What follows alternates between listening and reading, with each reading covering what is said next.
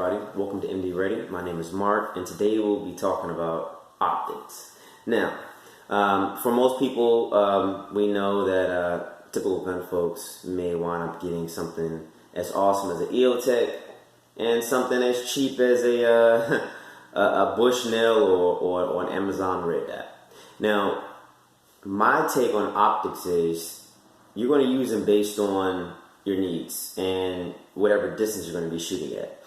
Now, for my personal use, if it's for, I don't know, within 100 yards or technically even within 36 yards or something to that nature, because I use a 36 yard zero for my 5.56 and my 9mm pistol caliber carbines, I do a 25 meter zero or 25 yard zero, I should say.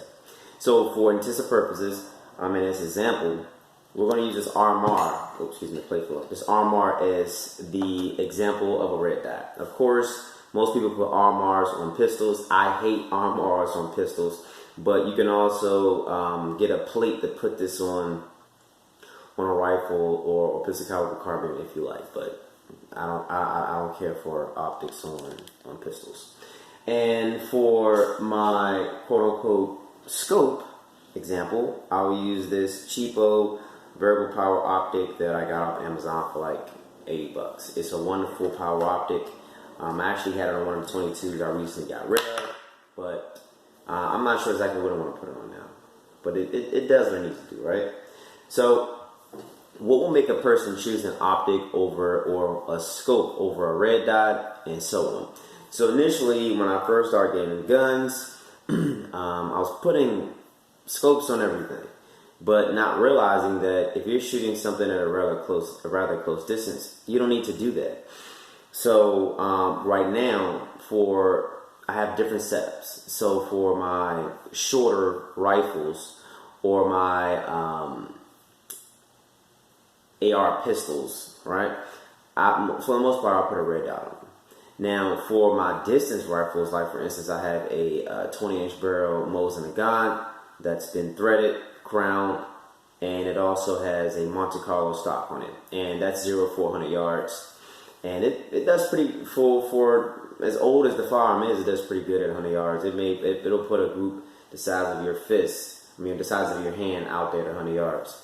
So that's pretty decent for as old as the gun is, especially with a 7-power optic. It has a 7-power optic, and it's one of those eye relief scopes. So it's not right up there on your face, 3-4 inches away. It's actually about 7 or 8 inches away from your face when you put your cheek on the stock.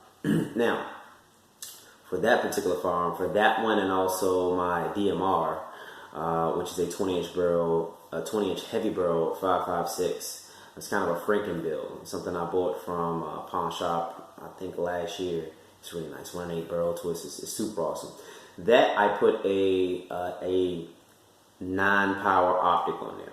So I love that gun. At 100 yards, it can put 3 rounds in the size of a freaking 50-cent piece. It's very, very, very, very, very accurate. So for me personally, at distance, I want an optic. Now, I have on, which one is it? My 5'5" by 39 upper, which is a 14.5-inch upper, but it has a welded pin and weld component. For that one, I have a solid 4-power optic because I do plan on taking that one out the distance. But for my other rifles, or like for instance my CMG Mutant, which is a 7.62 by 39, I put a red dot in there. I zeroed it at 25 yards. I can take it out to 50 or 100 yards, and you can see it has a slight rise, but nothing spectacular. But that's not something I would take out the distance. So all in all, guys, I would say don't be like me wasting money when I did initially, putting scopes on everything. You don't need to do that.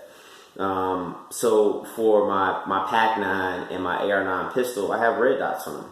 Now you can definitely I'm sure you can definitely take those out to 100 yards. I haven't shot mine to 50 yards, but the zero for both of those are 25 yards. And for something like that, a red dot is perfect. Zero at 25 yards, takes it out to 50. You'll see that at 50 yards, it's only a few inches above your actual not your point of aim. So your point of impact would be a few inches above your point of aim, but that's not a big deal. If you're talking a few inches, that's on a bad guy. Instead of shooting him right here in the solar plex, you'll be shooting him an inch or two above the center of his nipple. Still stop the threat, right? So all in all, guys, I'm not going to belabor the moment. I just wanted to make a video about optics because there are all different types out there, all different prices. I mean, everybody's budget may be a little different. When you have quite a few farms, you may go cheap on certain optics or try to find the deals. But if you don't have many, you may say, hey, I'm going to get this Vortex, or I'm going to get what's the EOTech or the ACOG. I found some budget optics that 702, 704 Tactical has done, and they work very well, like the Field and Stream and also the OTW. So with that being said, guys, have a blessed day.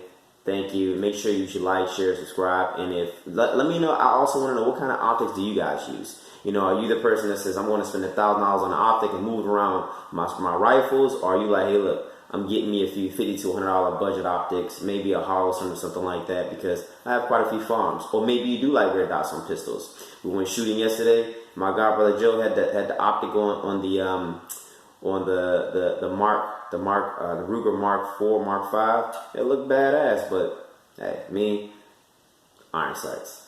Take care, guys. God bless.